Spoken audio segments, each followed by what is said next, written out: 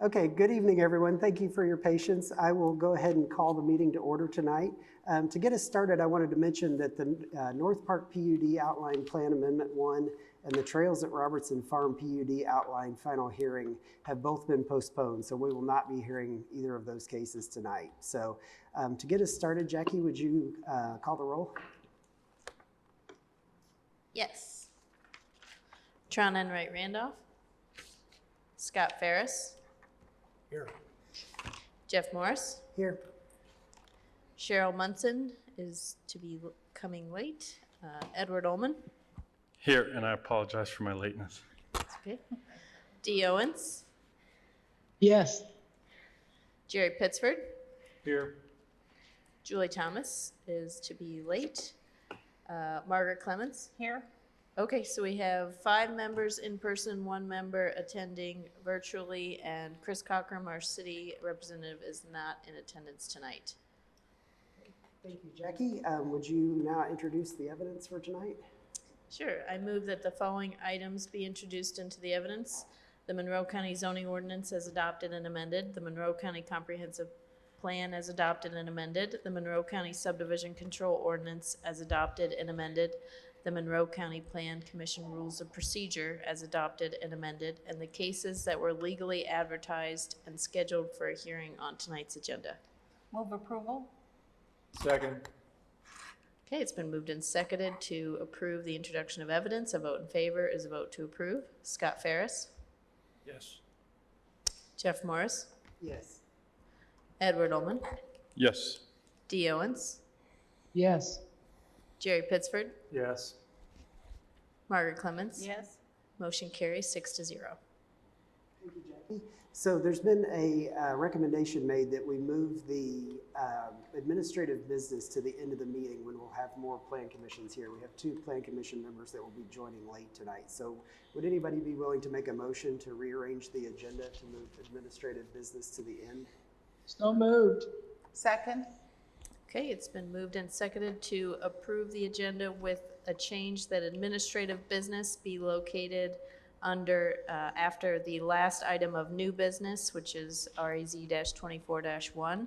So a vote in favor is a vote to approve the agenda as amended. Jeff Morris. Yes. Edward Ullman. Yes. Dee Owens. Yes. Jerry Pittsford. Before I vote, I want to make note of the fact that sometimes people may plan their attendance based on the fact that there is a significant amount of business in front of their petition. So I think we're on a slippery slope. So I'm going to say no. Okay. Margaret Clemens. Yes. Scott Ferris. Yes. Okay, motion is approved 5-1. Thank you, Jackie. We have no minutes to approve tonight, and unfinished business has been continued, so we'll move straight into new business tonight. The first item on the agenda is case SPP-24-1, the Shermer Major Subdivision Preliminary Plat Extension for 4 years. And this is the preliminary hearing, and a waiver of final hearing has been requested. So Drew, I'll turn it over to you. Thank you. All right.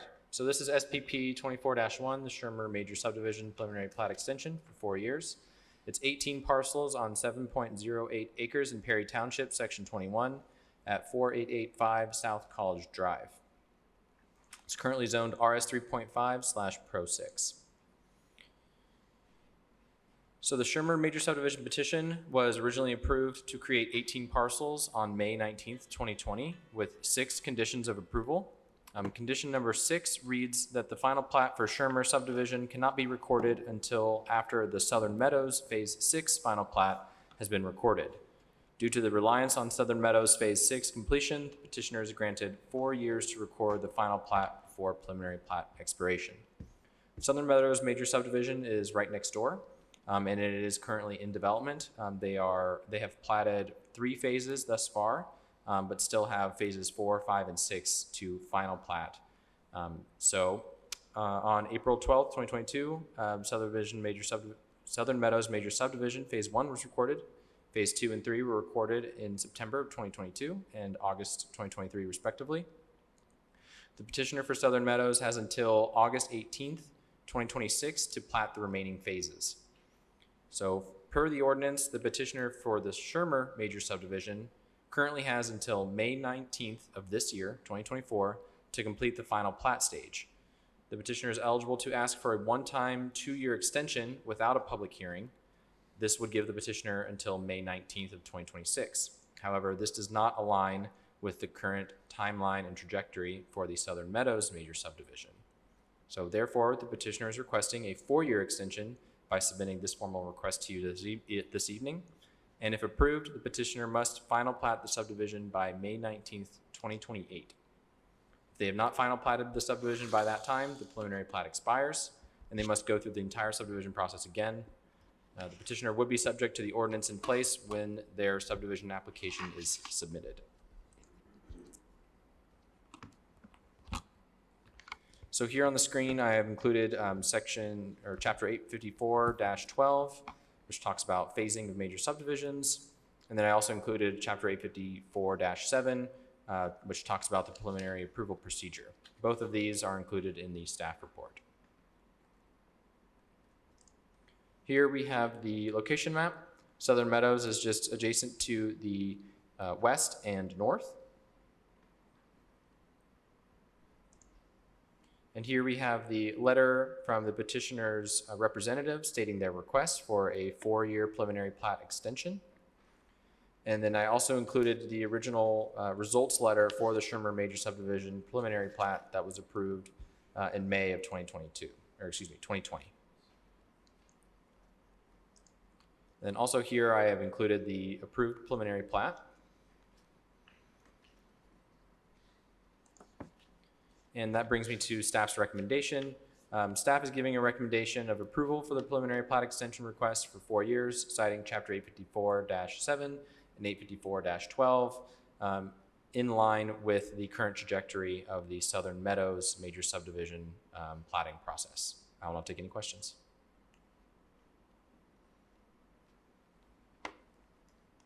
Do any members of the Plan Commission have questions for Drew?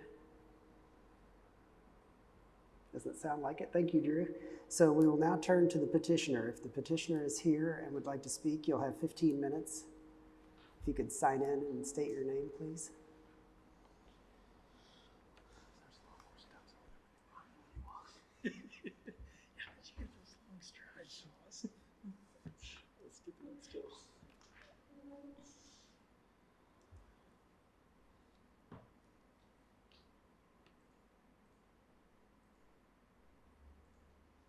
Hello, it is on.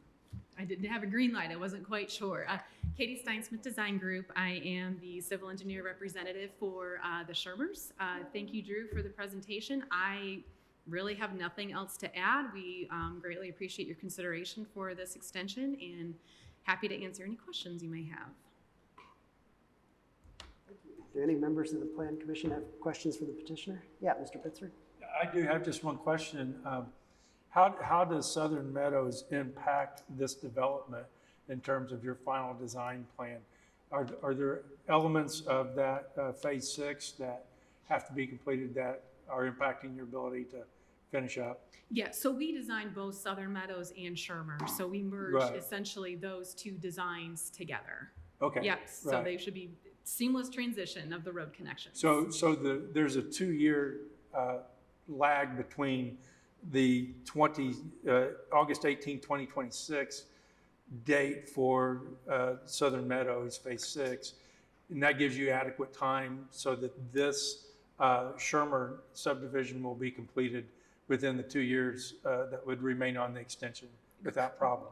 Correct, beyond what Southern Meadows has. This would give them 2 more years from 2026 to 2028, which was how it was originally approved, unless I'm mistaken with that. Planning can correct me. Well, if Southern Meadows goes all the way to August of 2026, you're really only left with a little over 1.5 years, or a little less than a year and a half. Correct, yes, yes. So that's why I wondered but since you're the designer, we know that there's going to be adequate time. So this is my question. So, Gotcha. Thank you. Sure. Any other questions for the petitioner? Doesn't look like it. Thank you for coming forward. So, I want to note that, I think Drew presented this, but a condition of approval of the Shermer subdivision was that they're not able to final plat until phase 6 is completed. So unless that condition is removed, we Right. have to. Well, when I looked at this, I'm like, that wasn't very good planning on our part to make that a condition, considering the time that Southern Meadows would have to go beyond that 4 years of this approval, so, but that's fine. It all works out in the end, as long as they can be wrapped up by 2028 as well. thank you, Jackie. So we will now turn to the public comment portion of this petition. So if there's anybody here in the room that wishes to speak in favor of this, please come to the podium. Not seeing anyone, so if there's anyone here in the room that wishes to speak against this, please come to the podium. Again, not seeing one, so if we have anyone on Teams who is either in favor or opposed to this, please raise your virtual hand and we'll call on you.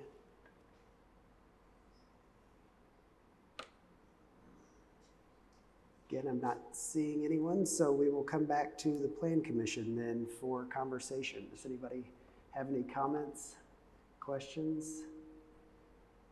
Are we ready for a motion then, it looks like? Someone willing to make a motion? I could make a motion. In case SPP-24-1, the Shermer Major Subdivision Preliminary Plat Extension. This is for the extension of a preliminary plat located at 4885 South College Drive in Perry Township, Section 21, comprised of 7.08 acres plus or minus. I recommend that we approve the preliminary plat extension for a period of 4 years, according to Chapter 854-7 and 854-12 of the Monroe County Zoning Ordinance. Second. Okay, it's been moved and seconded to approve SPP-24-1, which has reference. Just to interrupt, is that with the waiver of final hearing? Oh, yeah, I'm sorry. I always forget that part. And yes, my motion does include waiver of final hearing. Somebody would accept that with their second, I'd appreciate it. I'll accept that with my second. Thank you. Okay, it's been moved and seconded to approve SPP-24-1, which is made reference to 1908-SPP-03, the Shermer Major Subdivision Plat Extension, a request for 4 years until May 19th, 2028. A vote in favor is a vote to provide the petitioner until May 19th, 2028 for the ability to final plat. Edward Ullman, Yes. Dee Owens, Yes. Jerry Pittsford, Yes. Margaret Clements, Yes. Scott Ferris, Yes. Jeff Morris. Yes. Motion carries 6-0. Okay.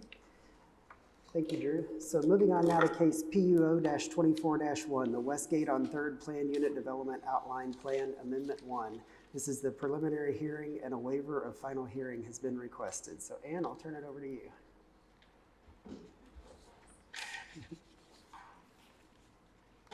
Maybe you're just too slow.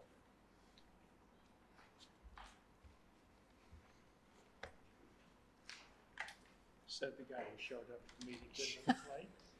There it goes. There's only 7 minutes. Okay, let's see if I can do this. All right. Okay, so we're looking at a PUD outline plan amendment for Westgate on Third. We are in Van Buren Township off of West State Road 48. So the property, so this is kind of an older draft conceptual plan, so don't take this image for its word, but it's nice, it's colored, it kind of reminds us of what we looked at in 2020. So the PUD outline plan was approved in 2020. The development plan was approved in 2021, and the grading permit was issued in 2023. So Westgate on Third PUD, just to jog your memory, it's 330 residential units. There, it was originally split up into 3 kind of areas. So area A, B, and C.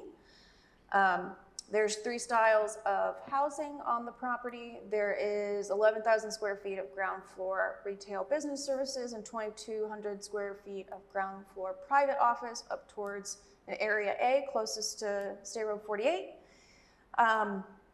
They have a maximum of 40% impervious lot coverage, so 60% is not pervious, so not developed. Goodness. Here is a updated, very simplified development plan of the property that we're looking at. Some other structures and community kind of amenities on the site. There's a clubhouse with a pool. There's a large karst feature that's in the middle of the property that's protected and protected as open space. There's a dog park as well as an 8-foot all-purpose path with connections to the karst Greenway Trail. And let's see, 2 bus stops as well. I took this off a promotional video of Westgate because it's just a really nice drone photo from last year when they started grading. You can see that protected karst feature right there in the center. So this is looking south. So the development plan is the property is under construction. So it's most of the grading has been completed already. So to flash back to 2022, we are looking west right now. So this is the property before the PUD was approved, so mainly an older farm. And another 2022 photo looking south at the property. So the amendment that we are looking at tonight is just for 4 points. They're proposing to add a phasing plan for construction and occupancy. The second is a conversion of 11 detached covered parking structures to open surface parking. The third is the removal of 3 elevators from 3 buildings in Area A. And the fourth is the replacement of the community garden with a pickleball court and outdoor exercise equipment. Because these, the information like community garden was included very specifically in the outline plan, that's why it's included here tonight as a change. It might feel small and silly, but it was very much within their outline plan. So it does require an outline plan amendment. So here we're looking at the proposed phasing. The petitioner has proposed an 8-phase plan for construction. The original outline plan was created in a single phase, which would require that all site public improvements and bioretention ponds be finished before any structure could receive a land use certificate and certificate of occupancy.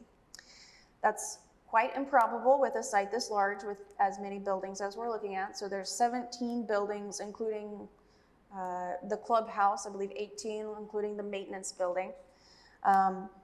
So they would like to work in phases, and the site, of course, like I mentioned, has been almost completely graded and finished. So they're proposing that, the finishing would start with phase 1, so in the area more towards the middle on the south side of the karst feature with the clubhouse and the pool and 2 residential buildings, and then it would expand from there.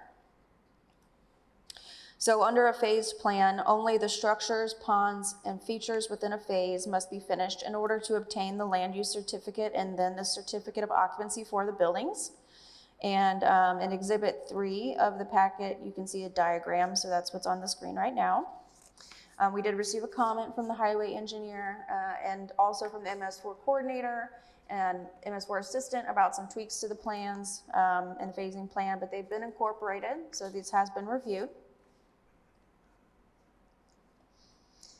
The second item is that conversion of covered parking.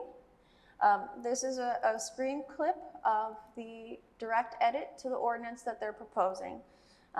So currently, like I said, it's split into 3 sections. So sections B and C have multifamily and 2-story townhome style housing with attached and detached garages.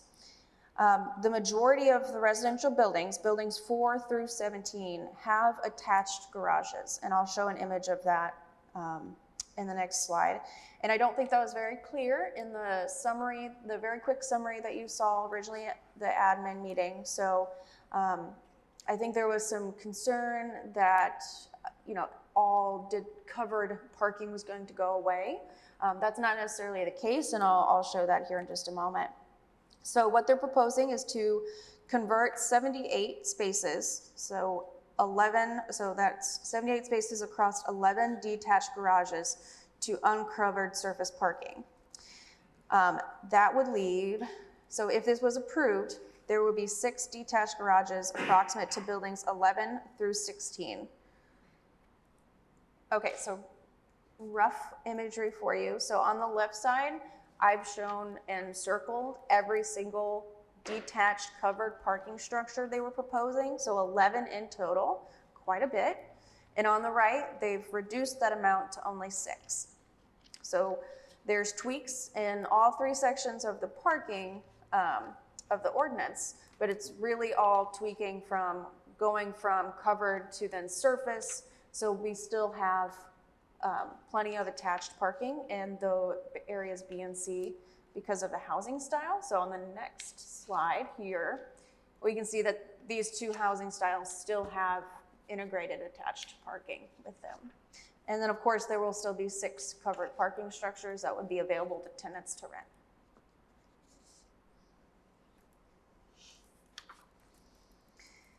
So one of the questions that came up at Planning Commission admin that they requested more information on is, how does the removal of these structures affect stormwater and the drainage on the site? So the MS4 coordinator did reach out and speak to the engineer at Bynum Faneuil, and they see no issues. There will be no net decrease in impervious surface and drainage is not being rerouted. So they're not expecting any changes with the removal of these structures.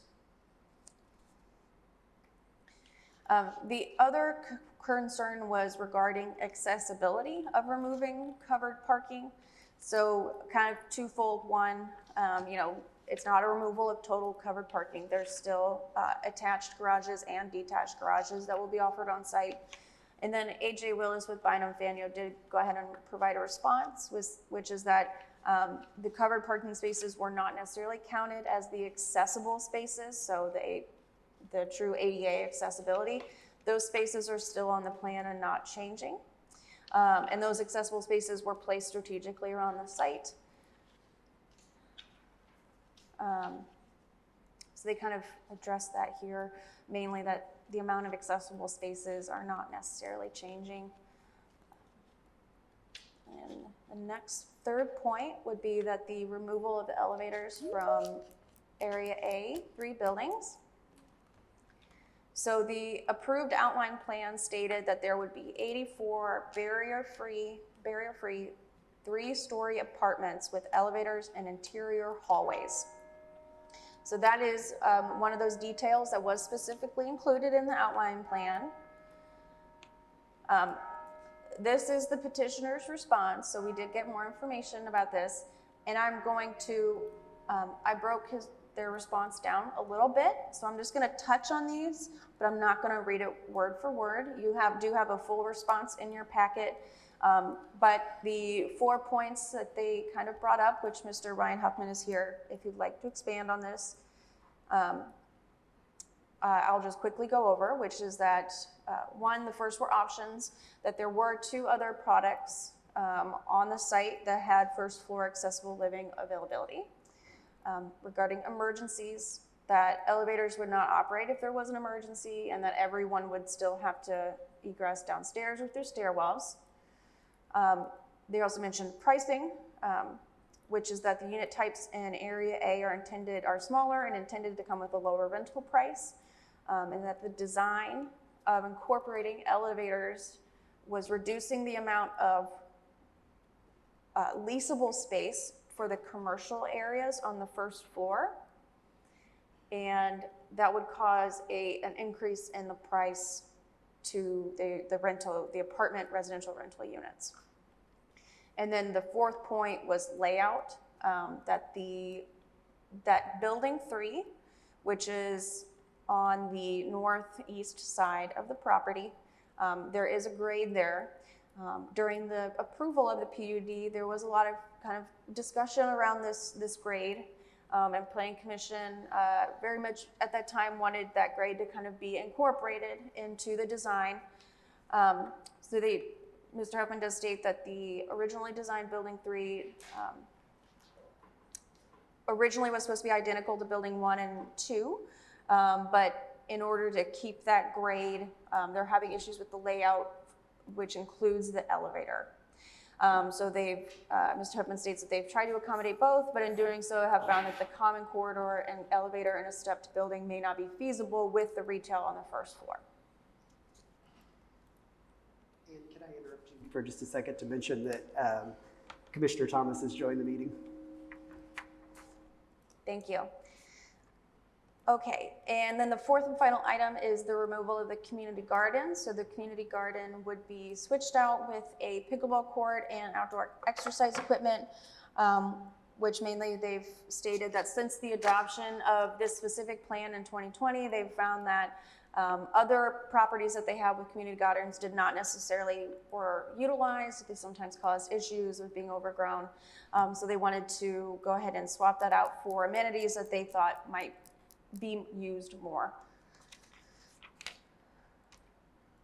Okay, so the staff recommends waiving the request of final hearing and forwarding a positive recommendation to the county commissioners for the plan unit outline plan amendment request, subject to the Monroe County Highway Department reports. I would love to take any questions. This isn't a question, Ann, but a comment. Thank you for expanding upon all the questions we had in the administrative meeting. That was very helpful to see that outlined. Absolutely. Any questions from members of the Plan Commission?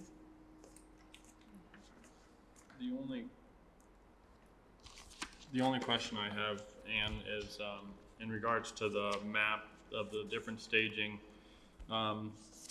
Kelsey did not have any concerns about those retention ponds and stuff being delayed.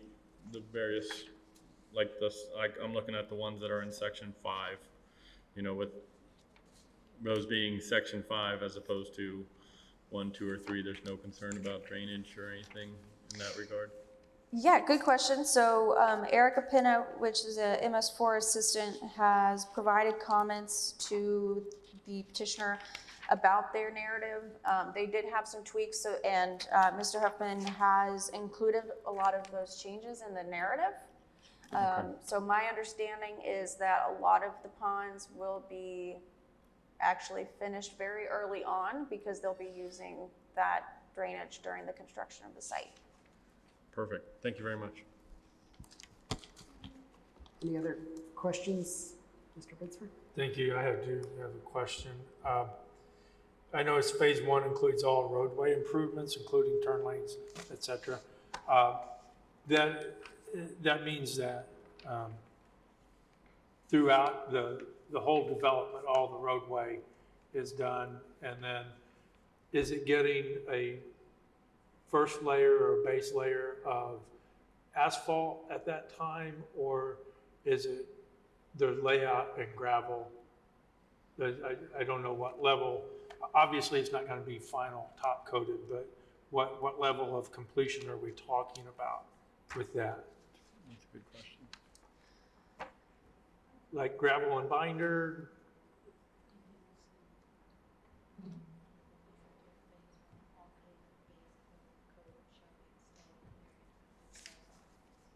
Okay. I could not hear anything that was just said after Jerry talked. Oh, that's fine. We were just discussing internally, so Jackie was looking at it. Yeah. She had it right up before me. So Jackie had stated that the answer to that question is included in the narrative for phase 1. And just one moment while I find it. Okay. So bullet point number 2 is that all pavement-based cores shall be installed in area and indicated prior to the occupancy of buildings 17, 4, and 5. Is that right? And then number 4 says final pavement top coat and final striping and area indicated will be completed no later than the completion of phase 3. And that's for phase 1.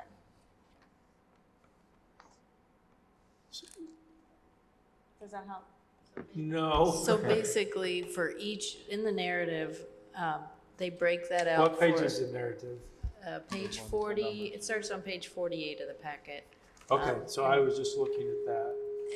So in each phase, they're going to indicate the timing of the base coat and the timing Okay. of the final coat. So Ann gave you an example just within phase 1 of how they will delineate when that timing and that base coat and final asphalt coat will be expected before certificate of occupancy of certain buildings. Okay, but it's kind of confusing here because phase 1, all roadway improvements, including turn lanes and sidewalks, should be completed, on Park Square Drive. Okay, oh, so Okay, you're looking I at was, the I was comment by, extrapolating that out, I'm sorry. okay, so the comment by Paul Satterley on the. Right, Yes, right, okay. okay, all right. I just want to be sure they weren't doing roadways in areas where they weren't building and creating a public nuisance of people driving around. So, okay, it's a reading lesson, I appreciate it. If only I knew something about that. No, thank you, Barry. Okay, are there any other questions for Ann? Okay, seeing none, we will turn now to the petitioner. If the petitioner or petitioner's representative is here, you'll have 15 minutes. If you could state your name and sign in for us, please. Good evening. My name is Ryan Huffman. I'm the Vice President of Development for Sunstone Construction, which is the general contractor, as well as the same title for Domo Development Company, who is the original developer. I would be happy to take any questions. Any questions for Mr. Huffman? Okay, yeah, Commissioner Thomas. This is a question sort of out of left field. I actually have two that are very diverse. So one of them relates to a shift that we're going to make in the Karst Farm Greenway Trail at the Highland Park School.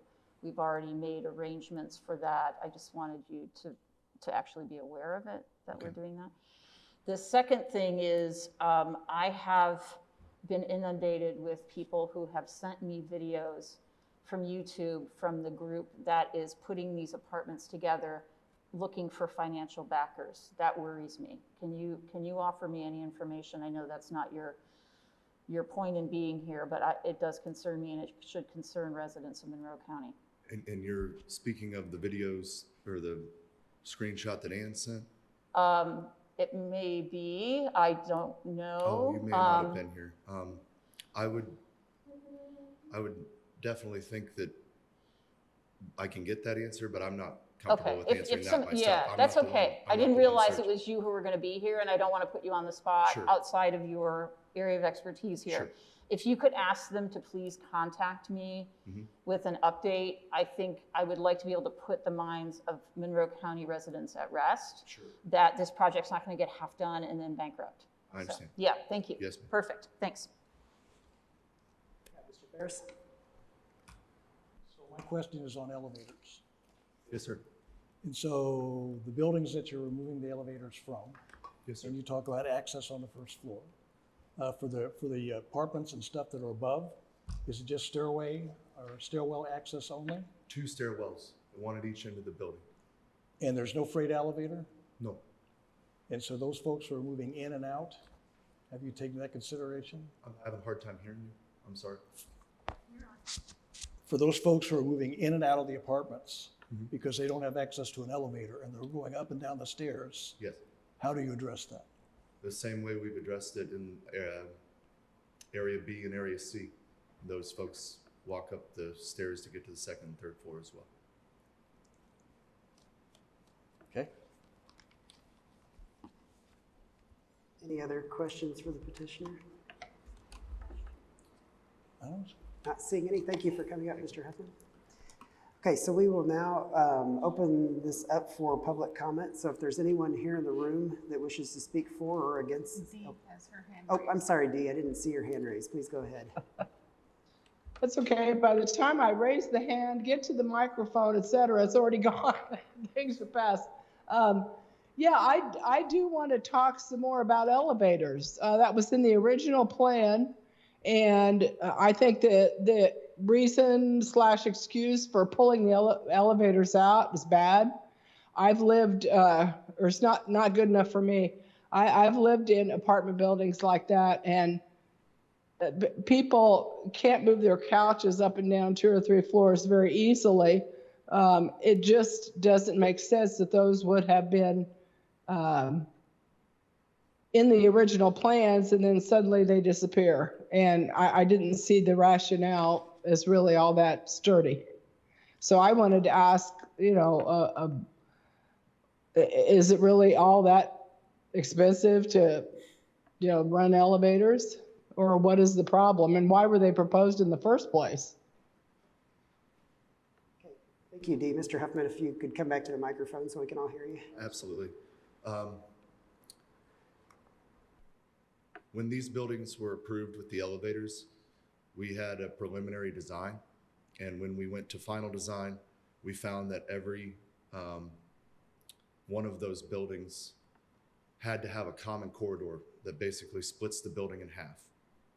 And within that, the retail on the first floor, without a common corridor, each commercial tenant on the first floor, I should say, sorry, would have the ability to have at least 1,000 to 1,500 square feet per unit. And with the common corridors, all of the retail space on the first floor, except the 2 end caps, have been limited to 350 to 550 square feet apiece with no bathrooms, no way to get from front to back. You're gonna walk around the building to have to know somebody's on the front side of it from the parking lot. And I think that is driving more than anything, especially in building 3 with the step in it.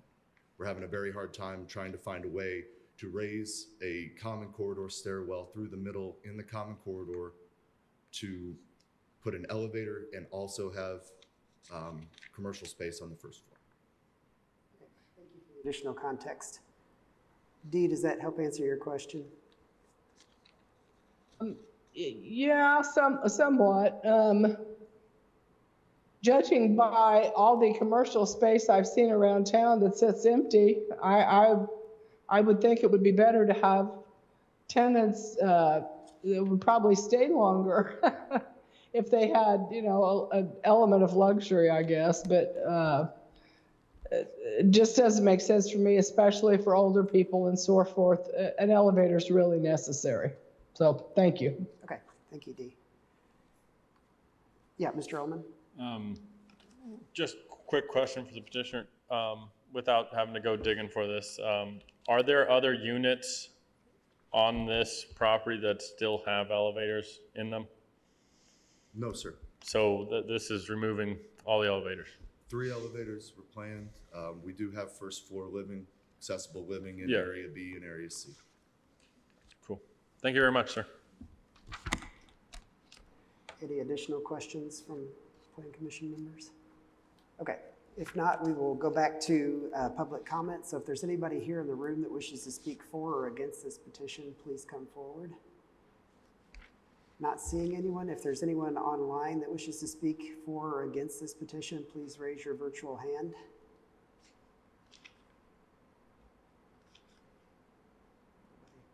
Okay. We will bring this now back to the Plan Commission for further conversation. Does anybody have any comments for discussion? Yeah, Mr. Pittsford? I do have a question. Julie mentioned the concern that the developer of this project may be looking for investors, and is there any requirement for financing at this point in a PUD? Does a petitioner have to demonstrate that they have financial wherewithal to complete the project? The only financial requirement that we have is the financial guarantee or the performance guarantee for PUDs, and they are in good standing for those. Okay, so there's nothing in the ordinance that would cause particular alarm for a petitioner to be looking for investors at this point in a development. Not to my knowledge. Okay, thank you. Ms. Clements, I think I cut you off. Sorry about that. That's okay. It seems to me that this has, that this is not the final hearing, and so no vote is required tonight. And I don't know how others feel about that, but if that's the case, we can move on to the next item on the agenda. I agree. I'd like to add something if I might. I just want to say for the record that there's a difference between what's required and what residents are concerned about. And if residents are asking me a question, I'm trying to answer that question for them. And I think their concerns are legitimate, and I think they deserve an answer. It doesn't have any bearing on this because it's already been approved. It can go through as it is. But while they're here, let's ask the question that's on a lot of people's minds. I just want to state for the record that I believe that by not addressing the elevators, that's a failed design flaw, and you're not meeting the needs of the residents. Thank you. Any further comment, Mr. Ullman? I want to point out that there was a request of waiver of final hearing. So, you know, we should address that. We shouldn't just say this isn't a final hearing. But I also want to state that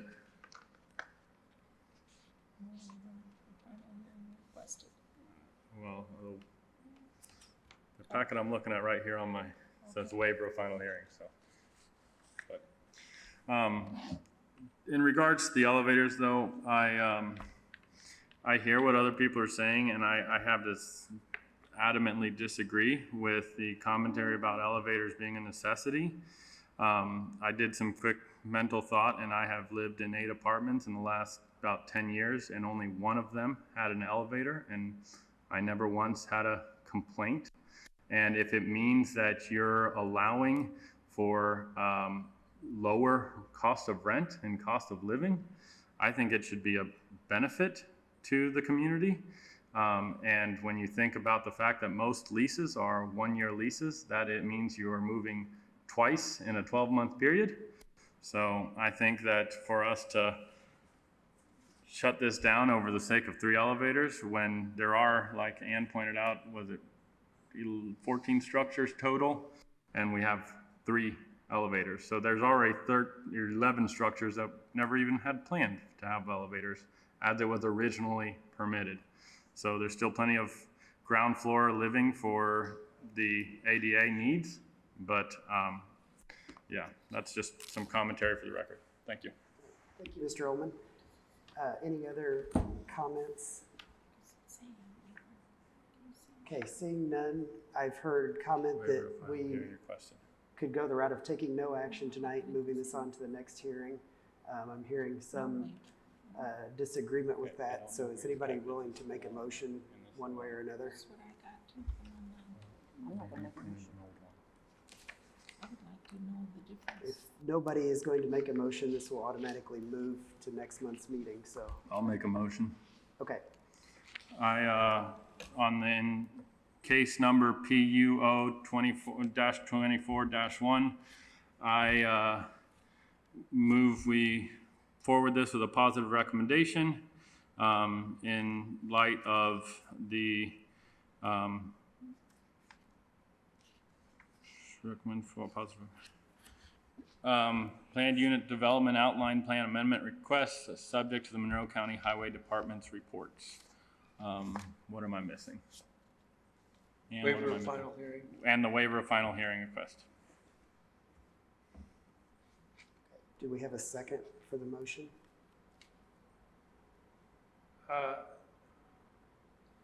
I'll make a second, but it would be a more enthusiastic second without the waiver of final hearing. But I will second it just so I can go to a vote. Okay, thank you, Jackie. We have a motion and a second. If you could call the roll. Okay, this is to move PUO-24-1, Westgate on 3rd, Plan Unit Development Outline Plan Amendment 1, forward to the County Commissioners with a positive recommendation, and this is including a waiver of final hearing. A vote in favor is a vote to move this forward to the County Commissioners. Dee Owens? No. Jerry Pittsford?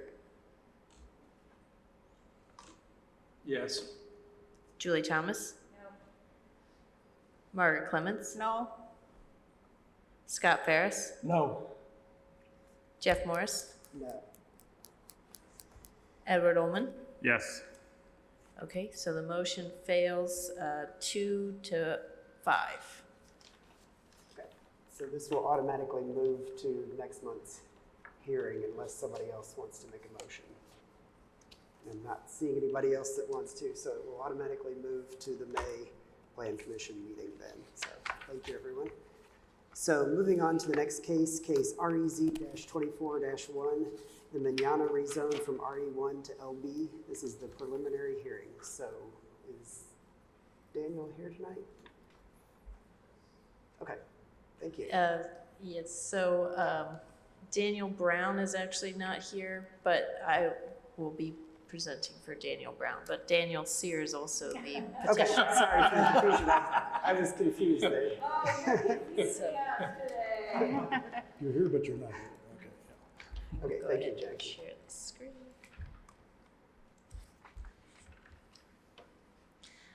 Okay, so this is REZ-24-1, the Manana rezone from RE1 to LB, which is Estate Residential 1 to Limited Business for two 2.48 acre parcels in Van Buren Township. It's on the corner of West State Road 48 and South Kirby. The reason that they are seeking a rezone request is because they would like to establish a convenience store with gasoline service sales. The petitioner, Manana LLC, is actually interested in purchasing the property. They're not the current owners, contingent upon this rezone to limited business. We're not sure if the two parcels that are shown and advertised are one legal lot of record or two, but they're showing the site plan, illustrative site plan, as an intent for combining or utilizing at least more than one of the parcels. So there's no waiver of final hearing associated with this, so this will automatically move to the May Plan Commission regular meeting, but we do want to bring it forward for your consideration and gather any questions you might have before the next hearing.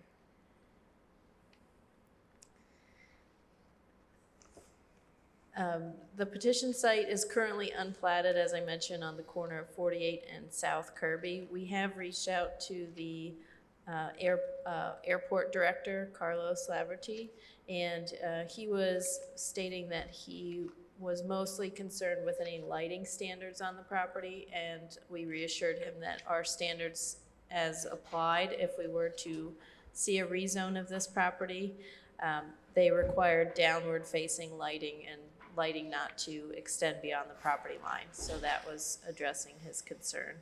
And there is a wetland located on the property. Jackie, can I interrupt you real quick to mention that Councilmember Munson has joined the meeting, and also to mention that Daniel Brown does have his hand raised. And he's Great. the original Daniel. Okay. Let me see if Daniel is able to speak. Daniel, did you wish to speak at this point? Are you able to unmute? Yes, can you hear me? Yes. So yes, I just wanted to clarify that I am here tonight. I don't think I have control over the presentation, however, so Jackie, I would like you to continue presenting, but I just wanted to state for the record that I am here for tonight. Okay, If that's great. all right. I'll let you know if there are any questions. Okay. All right, thank you. Is that for the work record or is that just for the record? Thank you. We're not signing your overtime. Good on you. Good on you. The 2024 version of punching a time card.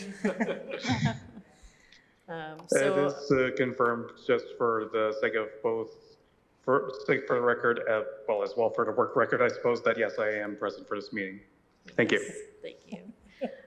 So the petitioner letter and letter of consent is on the screen as well. As I mentioned, the owner, the Alexander Rentals LLC, is allowing Manania LLC to request this rezone on their behalf with the understanding that there would be a purchase agreement following the rezone if approved.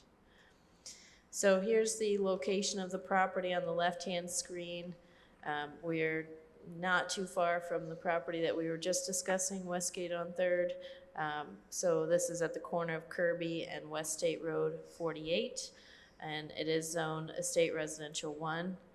The property is currently undeveloped, and it does have access to infrastructure, including water, sanitary sewer, as well as sidewalks along West State Road 48. There's one driveway cut off of West State Road 48, and there's a proposal to have at least one driveway cut off of South Kirby Road. And then the comprehensive plan has this area as suburban residential, but it is approximate to the airport area, and as well as the comprehensive plan for Makua Institutional to the direct west. And here are the site photos of the petition site. And then this is the petitioner's site plan, just an illustrative site plan. Of course, we would review this more in depth if a rezone were to be approved. Just a matter of notes, with the petitioner, we have discussed with them that there would only be a permitted one driveway off of South Kirby due to the highways code for the manual for construction in the right-of-way. And then we've asked them to reach out to NDOT, which they're in the process of doing, just to verify driveway access off of West State Road 48 can continue, possibly not have the second driveway, but there's an existing driveway cut on 48. And then on the screen, and as well in your report, there is a table of the permitted uses in both RE1, State Residential 1, as well as limited business. I'll just go through these.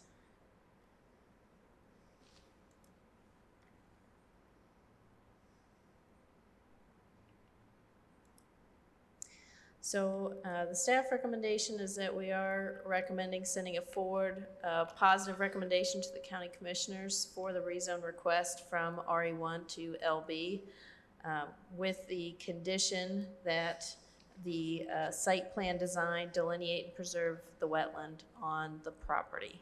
And I'm happy to take any questions. Yeah, Mr. Bitzer. Is petitioner intending to limit the list of uses that they would seek for approval? They have not submitted a written commitment to that effect, but the petitioner's representative is here and they could speak to that. Okay, I'll ask him. Okay. Yeah, Commissioner Thomas. Yeah, I also have a question for the petitioner, but I do have a question for staff, and it's probably not something you can answer right now, but I just am wondering, this is a very sensitive area in terms of flooding and stormwater, and I think what I would like to see in the next packet is additional information from Ms. Thatonia, our MS4 operator, about whether or not underground gas pumps are an issue or not. I think they're probably not, but you know what? I am not the MS4 operator. So I think I would like to know that, as well as the fact that obviously this entire surface is going to be asphalted, and I worry about runoff, where the runoff goes, you know, what kinds of accommodations are going to be made for a spill, that kind of thing, because this is really just basically going, you know, across the street into the airport and south. And I think we need to be extra careful in this lot because of where it is. I think this is a good idea, but I do want to highlight my stormwater concerns. Thank you. Any further questions for Jackie? Dee, I'm not able to see you, but Cheryl has please. one. Oh, sorry, Councilmember Munson, go ahead. I'm good, thank you. Okay, thanks, Dee. Thank you. I have read this before, and I'm sorry I haven't reviewed it today, But I don't recall any information about sewer or septic. Is sewer covered in this?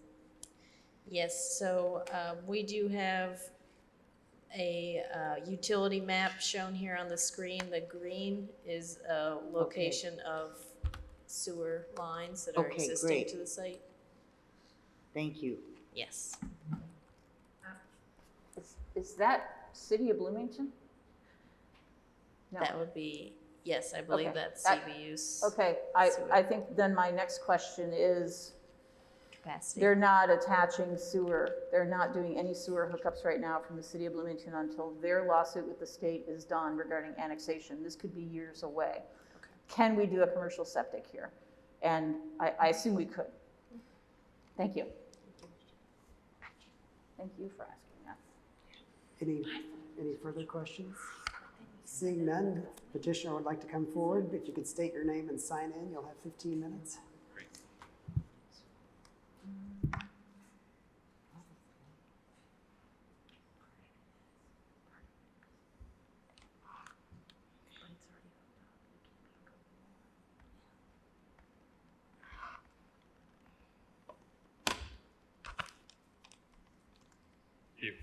My name is Dan Sear, attorney representative. I'm with Paganelli Law Group, Monroe County resident. Happy to begin by addressing the questions. Appreciate the report, Jackie and Daniel, for chiming in there. We did not file a request for a waiver of final hearing. We wanted to wait and see how tonight's meeting went with your all's questions, see if we were able to address them. We're not opposed to waiving the final hearing if that would be unnecessary. At this stage, we have contacted NDOT. I personally called and spoke to NDOT. We discussed that Monroe County Highway Department concerned about having one driveway on one of the streets, and NDOT, we understand that NDOT will need to go through a review process, and there's some analysis that will need to be conducted about what their needs are for the state highway. So we're not trying to avoid that, but we are trying to defer that until you make a decision on the rezone, which also addresses the sewer, likely also the detention pond requirements for the MS4 coordinator, which are unavoidable. We understand them. Our client is purchasing the property contingent on the rezone. So I don't mean to not provide additional information. If I was in your shoes, I'd want those questions answered as well. So that's the best that I can do at the moment. As far as some of those questions that were asked, have I missed anything that you would like me to try to address? I see your hand raised. Yeah, there was a question raised, I believe, by Mr. Pittsford about whether the petitioner is willing to limit the activities from that whole list of possible activities to what you want to use it for, being gas station, convenience store. Is that something I think that's a question to pose if you're not sure?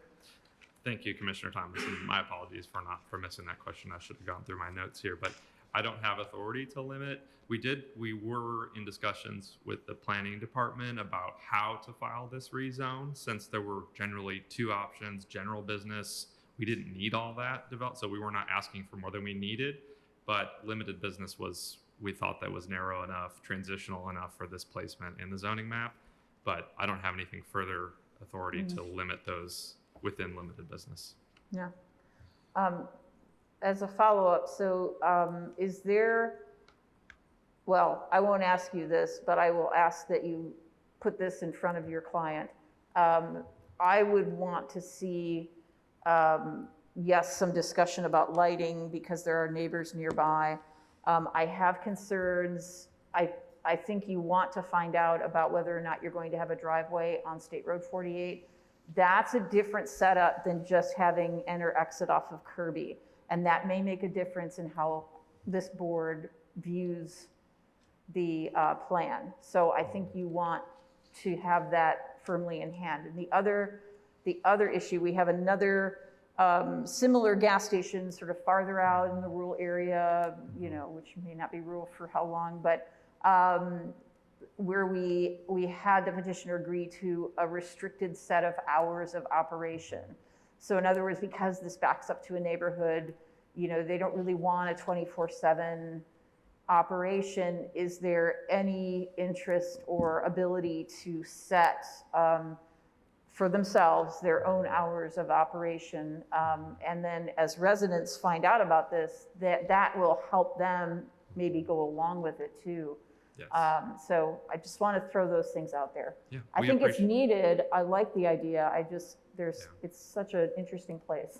Yes, we want to be working with you. We understand it is a vacant lot, as we all understand that, and think that this placement had some strengths, and the citations from the comprehensive plan at least show, of course, there's pros and cons, but there's not a lot of, there's one of the quotes that said 5% should be dedicated to some retail type uses. So this might fit that target. That's up to you.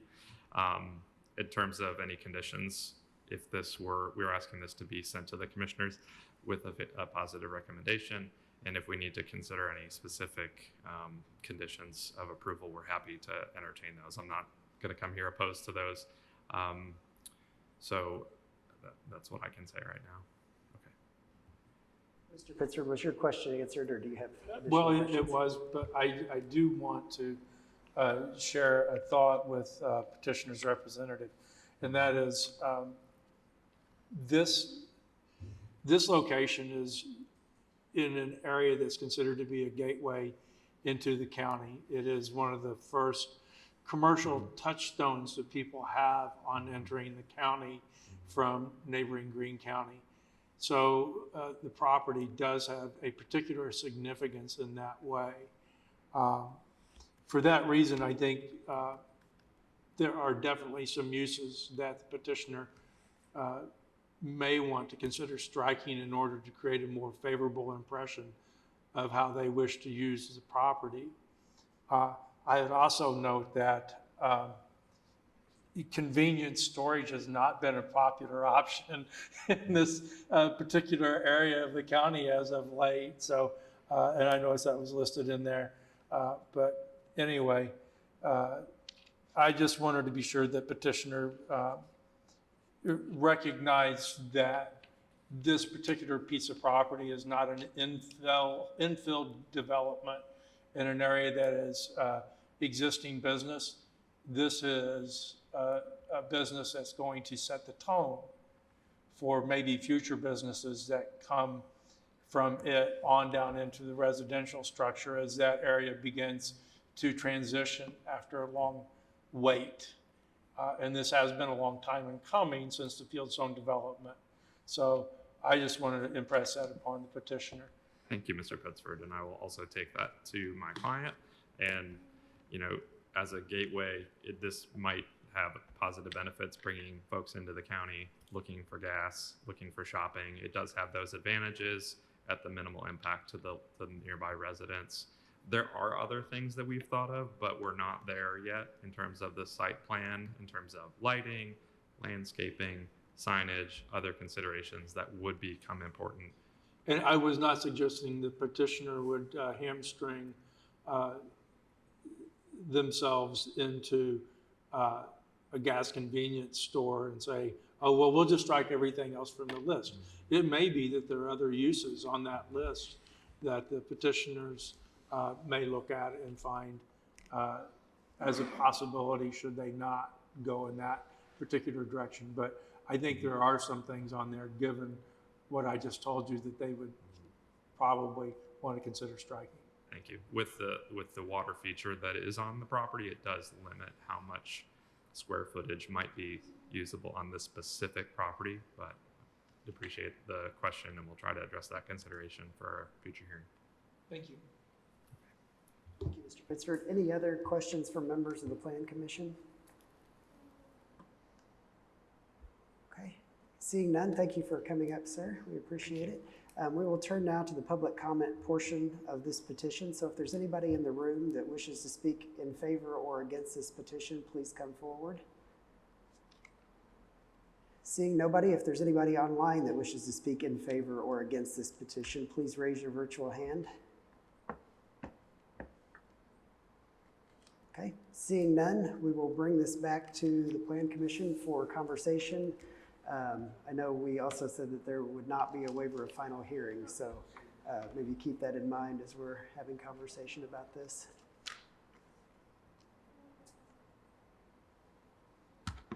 there is no conversation and no motion, and this would automatically move forward to next month's meeting. So sounds like that's what's happening. So thank you, sir, for coming out and representing the case tonight. So that takes us to the end of our new business. So we will jump back now to administrative business, the Regional Opportunities Initiative, the housing study of Monroe County review. Jackie?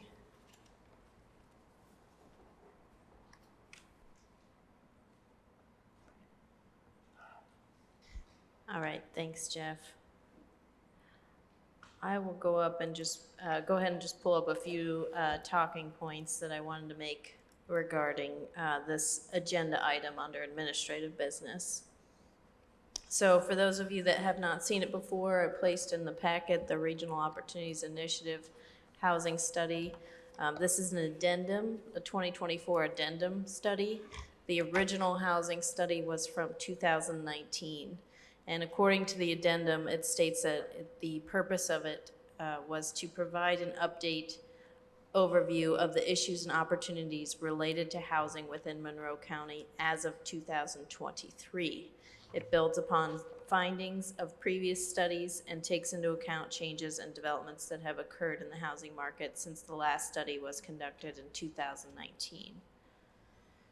So we just wanted to start the discussion with the Plan Commission regarding this study. We have sent along some identified errors in the report, and we were hoping that they would have a chance. ROI stated that they were going to make the corrections and that they were happy to have us reading the report and providing them with that update. So they're hoping and they're welcoming any changes that we find to make this the best and most accurate information as possible. So I did identify just a few items in the packet that were in error, and I put those in red text. So that was page 8. There was some duplicative figures, and the context for that was just that it gave information for both the county and city of Bloomington that was the same, and so we just wanted to verify that the building permit history was either for Monroe County or for city of Bloomington, and that the one or the other was incorrect. And in talking with one of the ROI staff members, they stated that they were aware of the issue and that they believed that the Monroe County graph was the more accurate and that they would fix the city of Bloomington graph. And then we also pointed out on the occupancy status on figure H8 that we just wanted that number to be added up correctly and give a good comparison between 2000 and 2020. So I put in red text what the addition would be to correct that error. So I think going back to the slideshow, one of the things, and then we just update Town of Ellettsville on page 26 and throughout the report. So I think some of the next steps is that I'm looking to you all to review the report. If you'd like to send comments or submit your comments, I think that they're amenable to hearing those and making changes to the report as needed. And we've also been asked to put together a housing inventory during one of our administrative meetings. And maybe that timeline could align with the original ROI housing study in 2019. I know that ROI is also interested in some sort of inventory of approvals as well, because this document is more so focusing on what gets built, not necessarily what gets approvals.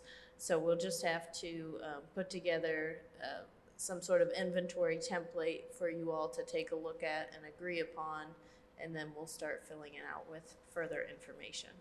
So if you all wanted to ask any questions or have a discussion at this point, I welcome it.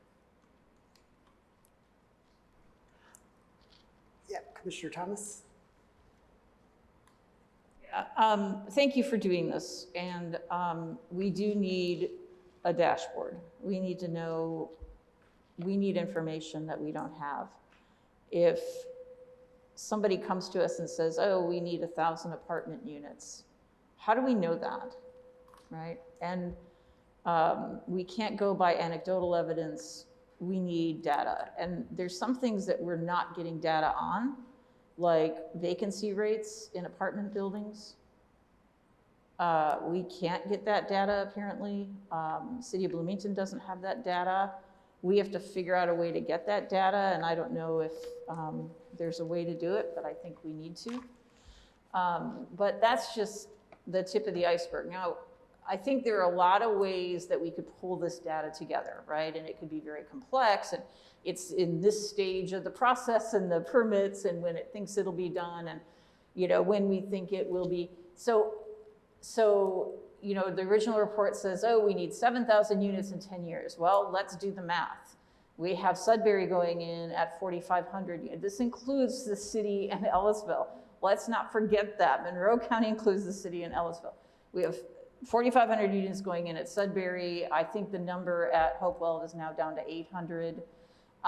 We have a couple of huge housing developments in Ellisville, one apartments, and then west of town, a housing development. I don't know the numbers on those, but I think what we need, and if I did the math, I'm at dang near 7,000 units. Over.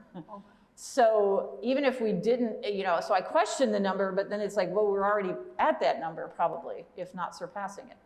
But that doesn't mean we shouldn't still be looking at developing housing sensibly in this county with a diverse stock. And that's part of the interest in having a dashboard. It's not just numbers, but you know, not everybody wants a paired patio home. I've had people, you know, mock those who live on 2 acres. Why would they want to mow? Well, you know what? People don't mind mowing, and people do want to live in the country, but not everybody does.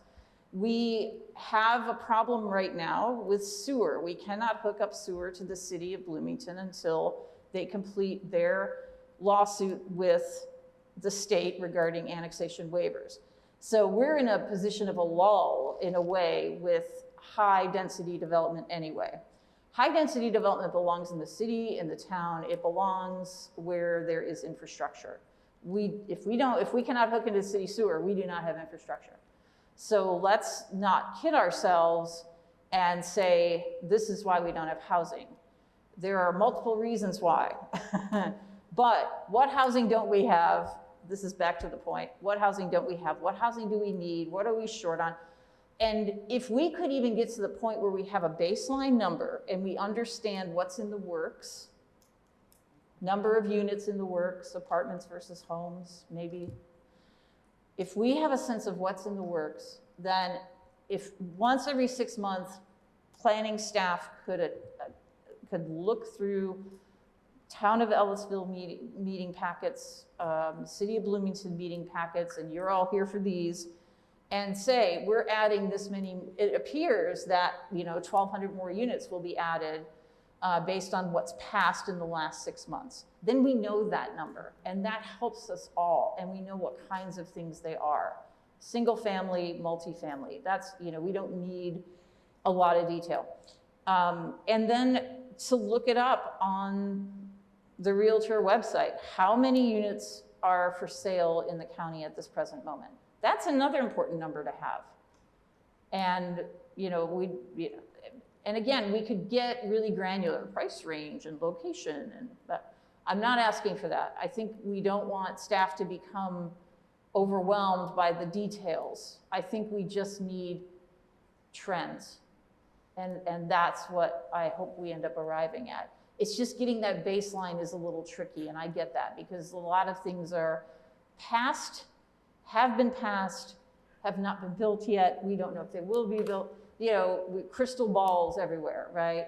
So, so trying to minimize the workload as much as possible, but it'll just give us a sense of the trends for the whole county, so we know what we're dealing with. And I think that's going to be the real beauty of it.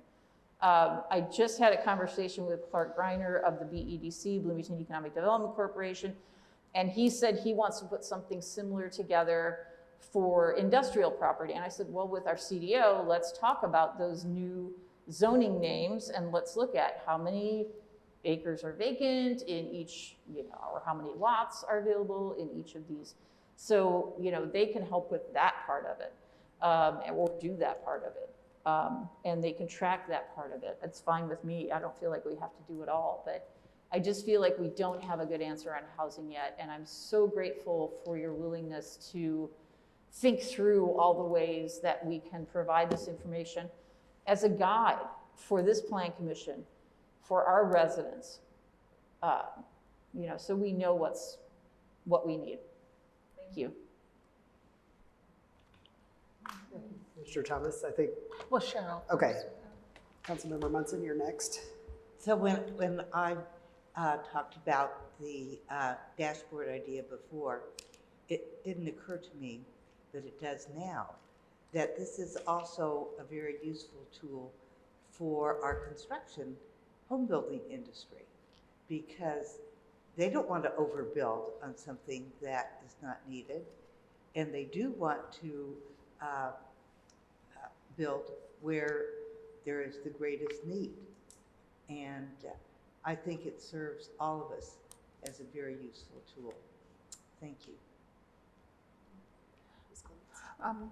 Well, thank you for all of your cooperation and insistence kind of on more data quality, because it is important for our community, and our role in planning is the adequate and responsible planning of scarce resources, especially land. And if we're overbuilding one type of housing at the expense of another, the community is not served. But with that being said, on this particular report that we've received, I find another error. Figure H.10 and figure H.17 seem to be identical, but yet describing the identical thing, but the numbers are different within each of the tables, and there's no explanation or accounting for the difference in the numbers. So we'd like them to clarify that, as well as some of the assumptions that are made throughout and the data sources that are made throughout. For example, we were referring to earlier real estate sales, because we know that Bloomington real estate is highly skewed by month. It's highly skewed by month. So we should go with year averages. You know, so if we're looking at June, we should be going from June through May and an average. If we're looking at July, it should be July through June as an average, so that we can kind of smooth out the skewness of the data and not overstate the results. And as far as affordable housing is concerned, these are other buzzwords that I think can land us in a trap, that the descriptions become more emotional than they are founded in fact. You know, if affordable housing is targeting a student population that's highly transient and transitional and don't really qualify under the programs of affordable housing, well, we shouldn't be necessarily we should be dissecting, I think, the student population from the regular resident population in our planning for our community. Just because I think that these phrases like affordable housing, anybody, of course, making no income, which would be a typical student, would appear to qualify, but yet not technically qualified if they're still declared on their parents' tax returns. You know, so these kind of anomalies, they should be very well enunciated in a report like this, so that we know where the data is coming from, that we can check the data, that we can check the assumptions, that we know exactly what is being described. So I would ask for that in the future. Thank you. Yeah, Mr. Pittsford. Yeah, I think this is a great tool, and I think we're going to be delving into it considerably over the next several years. And I hope that people, not limited to county planning, are looking at this. I found a couple of figures really staggering. The first is on page 8, owner-occupied units has decreased by 2.1%. Renter-occupied has increased by the same amount. The American dream is dying in Monroe County. 51.9% of units are owner-occupied compared to 54% in just 20 years ago. That doesn't sound to me like a healthy development. 60%, a little over, 60% of all renters in the county put 30% or more into gross rent as compared to some of these other counties. That's staggering. And if I learned in economics in high school, it's been a long time ago, but supply and demand dictates cost and opportunity. My question boils down to this, looking at this. Are the town of Ellisville and the city of Bloomington capable of providing all the residential options that are needed in the county? And they're not. So we have an obligation as county planning to address some of these housing issues as well. I think the way we designate land use had better reflect that. That's all I want to say. Thank you. Yeah, Ms. Clements and then Commissioner Thomas. Well, on this figure, you know, I have more questions than Mr. Pittsford raised. This is the source of this data is the 2021 American Community Survey, which is done at 5-year estimates in between the census. And we don't know how that was administered locally. I'd like to know how the American Community Survey was administered. Was it distributed like we've heard from a source close to student populations, or what was the demographic? What was the response rate? How inclusive was the data involved in deriving the figures in this chart? I see it, but I don't have enough information to know if the numbers in that chart are credible. I just don't. I'm sorry. I've had my hand up a minute. Yes. I found this to be just fascinating to read, and it helped me a lot to understand what current and what is not. I would say to Margaret that the ACS is the census.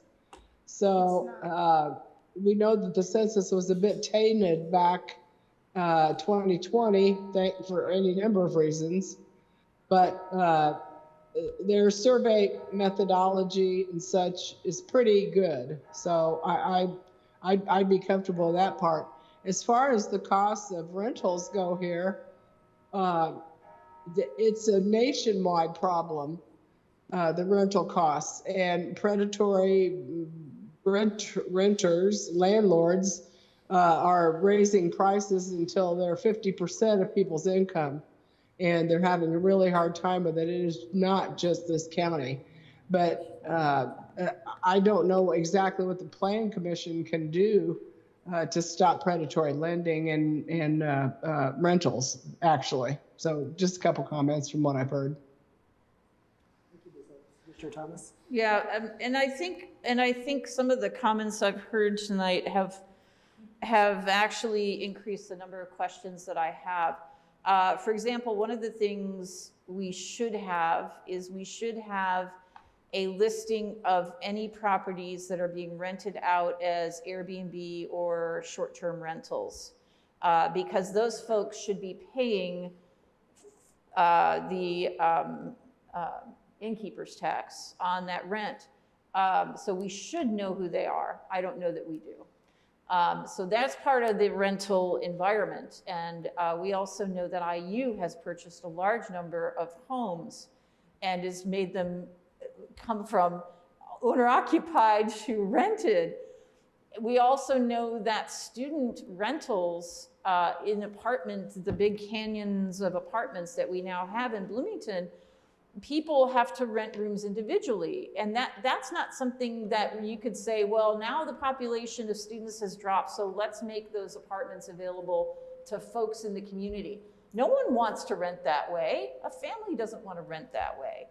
And so they're not easily translatable into, okay, we'll make these moderate income apartments. I think we have, I mean, there are costs. There are, set costs that we can't adjust. There are very high land prices throughout the county because people want to be here. But at the same time, all of this is going on, and we have this, hey, we need 7,000 units. Last week or 2 weeks ago, it was announced that our population decreased by 1%. So how is that being accommodated for? So I think the questions you all raised are like, I'm right there, and now it's made me question even more. And I think this just tells the story of why having a dashboard is important. It is going to highlight trends. It is not going to be perfect, right? We get this dashboard going. It is not going to be the be-all, end-all, but it is going to help us make better decisions, I think, as a planning commission. Thank you. I saw a statistic the other day. I don't think it was in this report, but I found it troubling, and I don't have it in front of me, so don't hold me to the numbers, but it was that the age group of approximately 45 to 54 was the fastest shrinking group within the county. And statistically, that's someone's highest income earning year. So that's troubling when you've got the leaders of our county moving out of the county. So while not a plan commission problem, I think it does tie back into housing in the county. So I wanted to mention I think that's ageism when you refer to those of us in that demographic as shrinking. We can't help it as part of the loss in bone density and yeah. I'm not quite there yet. I'm there on the hairline, but not the age. Any other questions or comments for Jackie? I have kind of a comment, and I know it kind of leads outside of the borders of us as a commission and what we are tasked to do, but I really see the value of this entire conversation and everything that's already been done and that we are looking at and discussing. And I feel like every time that this topic has been discussed, we as a collaborative group come up with more statistics that would be needed, or more populations or people that would benefit from this. Just tonight alone, I feel like I heard at least 10 different groups that could benefit by looking at these statistics. And I almost feel as though this is something we need to be discussing outside of this room and amongst at the county level, and involve other organizations, and not be necessarily asking Jackie for numbers or asking planning department for numbers, but maybe we need to be looking at the county level about outsourcing or hiring a study organization, a research organization of some sort to come in and put a model together for us, collect all this data and stuff, and provide it for the entire community to utilize. Because I feel like the more conversations that this is had, the more it's going to develop into something that it's never going to be feasible because of staffing or concerns. I don't know if I'm I don't know if I'm making any sense. I feel like maybe I talked in circles there, but if you understand, I just feel like I really love this conversation. I see the value of it, but I feel like we've kind of developed it outside of what it should be, and I almost think that it needs to be addressed at a larger scale. I don't know if that needs to go to the commissioners or who it needs to go to, but I think it has great value. It just, maybe it needs to leave our walls and be handed off to somebody more that has more capabilities. So the extension office should take this. There you go. I thought that was your, I think was he volunteering? That's a good, I heard that. I heard a volunteer, volunteer. I would normally jump on that and say, yes, somebody else should be doing that. I mean, it's like the BEDC with the business-related properties in the county that are available. But in this case, I think the problem is we have an infusion of special interest money into the making of a lot of these reports. And what we need is you know, a Outside. wholesale, untinted look at what the data is. And again, we're not going to, you know, to have the detail, the granular detail, but somebody else could pick it up and add that granular detail. That's great. I hope they do, right? I hope that the Board of Realtors gives us data on the number of apartment vacancies. I hope, right? But I think we need to start somewhere, and I think the part we need are the trend lines, and I think this can get us there. I hate to put this on staff because you're right, they've got plenty to do. This isn't their job, but I think this will be a good guidance for us. And especially if we only update it a couple times a year, you know, the burden's not really on staff as heavily, I hope. And I think if it becomes too burdensome, we have to talk about how to make it more general and less specific. But I agree with your point that it should be more specific, and others in the community need to take this up. But my fear is, without a solid foundation that's not tainted by special interest dollars or special interest groups, we're not going to have that foundation to work from. Does that make sense? Yeah, no, and that's a good point, and that's something.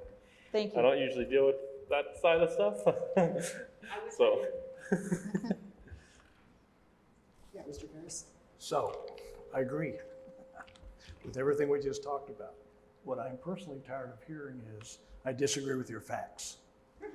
And so whomever we talk to, it seems to be that if you're talking about exactly the same thing, people do not agree because they disagree with your facts. So, and I mentioned this the other day and I'll mention it here. This does not need to be exhaustive. In the beginning, it can actually be somewhat limited. And like Julie was saying, then we can build upon it as time goes on. So we don't need to build a watch in the very beginning. You just need to build a basic dashboard that captures the data. One thing that concerns me, and I keep hearing it, and I keep asking the question, is about the historical growth of our community and what's going to happen over the next 10 years. And if you read this package here, I hear 1%. I see other packages, and I see 0.62%. I've heard -1%. I've heard what just came out of the School of Business with respect to what they anticipate growth to be. I've heard 0.55%, okay? And so what is the fact? Can we finally reach a point on what the average growth is over an estimated period of time, call it 10 years? And we can use that as a basis, because that is fundamental to this discussion. Growth equates to units. That's all I have, so. Thank you, Mr. Ferris. Any other questions or comments? I think this was a great conversation tonight. Jackie, thank you for bringing this forward to us. Did you have anything else that you wanted to add? No, I think we can discuss it further in our administrative meetings as well. I think as it relates back to the county development ordinance, we still want to make sure, you know, we can bring forth just kind of our work plan or ideas for the rest of the remaining of the year, and just try and make sure we're all on the same page of allocation of time to this report versus trying to get the CDO moving forward and things like that. So I do want to bring up that discussion, but I think at the administrative meeting, we could kind of tailor the scope of this inventory based on maybe time that we need and everything that you were wanting to see in it, and limiting it that way. Yeah. Thank you, Jackie, and thank you all for the good conversation on this tonight. So, Jackie, do you have any planning reports for us tonight? Do not. Okay. Mr. Schilling, do you have any reports for us tonight? No report. Okay, thank you. Do we have a motion for adjournment then? So moved. Thank Okay, you. have a good evening, everyone. Thank you. When is our admin meeting, Jackie, so I keep the dates? Yes, good question. Let me just make sure I have that right.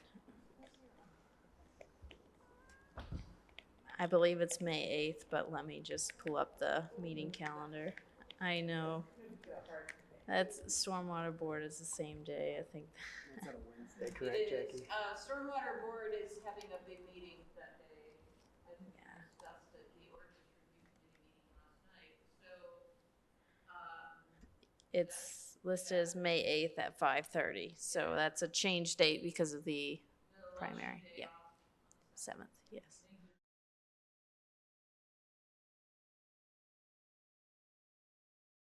Bye.